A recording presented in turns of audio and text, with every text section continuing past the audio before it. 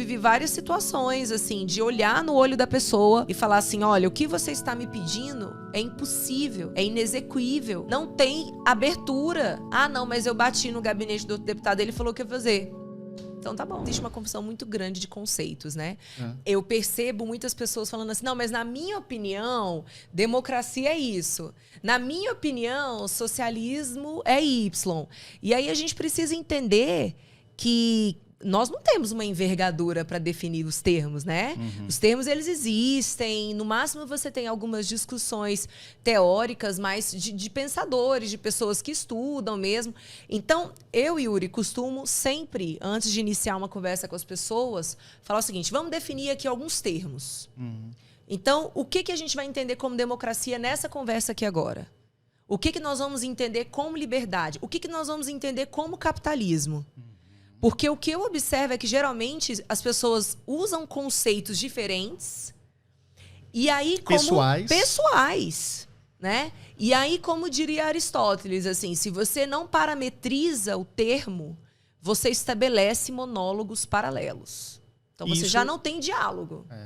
E isso até perde a força, né? Muita gente fala, por exemplo, acerca de...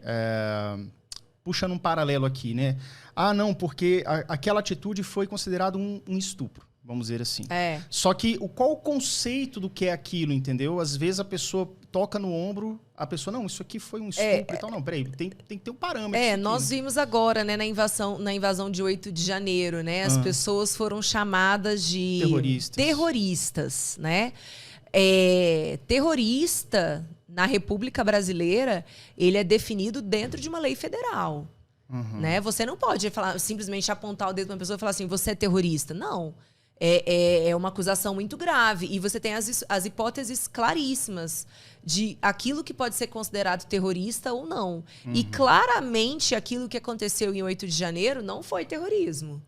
Eu acho muito estranho, inclusive, o que aconteceu no dia 8 de janeiro. Porque é o seguinte, se fosse um terrorismo e uma tentativa de tomada do poder, embora tenha sido ventilado dessa forma. Por que as pessoas que fizeram isso, ou seus organizadores, ainda está sendo investigado isso, escolheram aquela data, daquela forma, num prédio totalmente vazio? Você vai fazer o quê ali? Você vai destituir o quê? Eu achei muito incongruente a narrativa com o que aconteceu. Embora tenha sido uma barbárie, né? Obviamente, destruíram relíquias ali bastante importantes da nossa história, né? Brasileira, nacional. É um absurdo, as pessoas estão sendo devidamente julgadas e punidas por isso. Devidamente não, desculpa. Não? Muito não devidamente. Em primeiro lugar, aqui no direito penal brasileiro, você tem um princípio muito básico que é da individualização da conduta. Então não pode pegar todo mundo ali, não. Você não pode pegar uma massa pena de pessoas e falar, vocês estão todos reunidos, vocês estão todos presos, vocês estão todos acusados pelo mesmo crime. Isso não deveria existir. Isso é gravíssimo.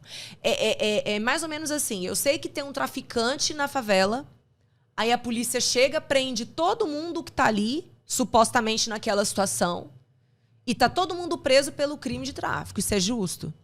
Tá perto ali, não. Eu sei que tá perto aqui. Exatamente, circulando. não quero saber. Não, você tá preso. Então não estão sendo devidamente, não. Pelo contrário, o que está acontecendo é um absurdo, é uma afronta ao Estado, às bases do Estado Democrático de Direito. E eu acredito que para frente o Estado brasileiro vai ser responsabilizado por isso. Porque depois que passar o calor da emoção, é que as coisas vão começar a ficar mais esclarecidas e vão aparecer. Assim como está acontecendo agora, digamos, pós-crise do Covid. Né? Muita coisa está vindo à tona agora. Mas se você tentava falar algumas dessas coisas que estão vindo agora, se você tentava antecipar, você era chamado de negacionista, você era chamado de genocida. Então, assim, o que eu percebo a população brasileira extremamente amedrontada. Quando você tem uma pessoa com medo, você escraviza essa pessoa, você cerceia a liberdade dela, ela não tem nenhum tipo de resistência em relação ao outro que está tentando tirar a sua liberdade, porque ela está com medo. Né? Então a gente vive nessa lógica do medo, e como além do medo a pessoa não teve acesso à educação, então é muito fácil manipular essa pessoa. Eu te falo assim, a minha experiência como parlamentar foi muito dolorosa em diversos aspectos, mas assim, talvez o principal dele tenha sido o de constatar que as pessoas pedem para ser enganadas. Elas preferem a mentira. A mentira doce do que a verdade. Eu acho isso muito triste, mas muito triste, porque na realidade eu vivo o oposto disso. Sim. Né? Eu vivo o oposto. Eu vivi várias situações assim de olhar no olho da pessoa e falar assim, olha, o que você está me pedindo é impossível, é inexequível, não tem abertura. Ah, não, mas eu bati no gabinete do outro deputado, ele falou que ia fazer. Então tá bom. Vamos ver. Vamos ver daqui pra frente.